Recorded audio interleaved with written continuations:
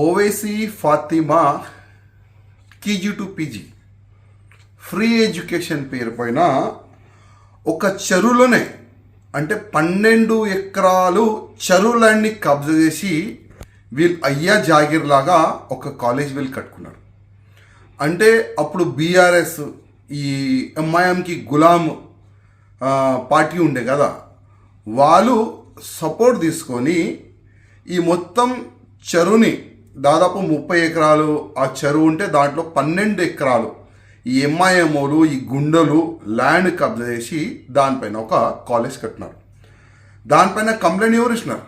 ముస్లిమోలే. ఎందుకంటే వీరు free education పేరు పెట్టుకొని కోటి రూపాయలు సంపాదించుకుంటున్నారు ఈ ఇద్దరు అన్న తమ్ముళ్ళు.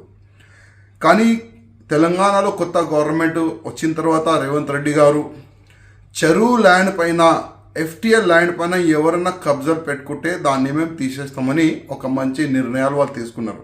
దానికి నా హృదయపూర్వకంగా ముఖ్యమంత్రి గారికి ధన్యవాదాలు. కానీ అక్బరుద్దీన్ ఓవైసీ ఒక వార్నింగ్ ఇస్తుండు ముఖ్యమంత్రి గారు. ఏమని? ఒకవేళ ఆ కాలేజ్ని డిమాలిష్ చేస్తే 40,000 మంది మా దగ్గర యువకులు ఉన్నారు అని ఒక వార్నింగ్ ఇస్తున్నారు. ముఖ్యమంత్రి గారు భయపడకండి. కిరణ్ కుమార్ రెడ్డి గారు కూడా ముఖ్యమంత్రి ఉండే ఆ సమయంలో కూడా ఈ కుక్కలు ఆ విధంగానే వార్నింగ్ ఇచ్చినారు. కానీ కిరణ్ కుమార్ రెడ్డి గారు అప్పుడు ఆగలే, ఇద్దరిని బొక్కల్లో వేసినారు. మంచి పని చేసినారు. ఇవాళ కిరణ్ కుమార్ రెడ్డి గారిది మంచి పేరుంది ఇవాళ.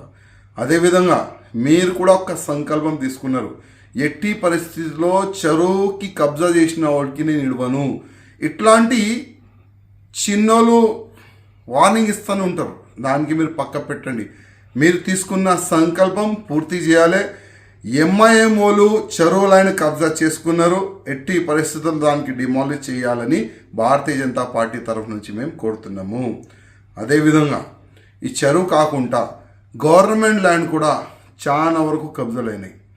నా నియోజకవర్గంలో కూడా చాలా వరకు పెద్ద పెద్ద గవర్నమెంట్ ల్యాండ్ కబ్జాలైనాయి. కానీ దురదృష్టం దానికి కలెక్టర్ కూడా సపోర్ట్గా మాకు కనబడుతున్నాడు. హైదరాబాద్ కలెక్టర్ దానికి సపోర్ట్గా కనబడుతుండు.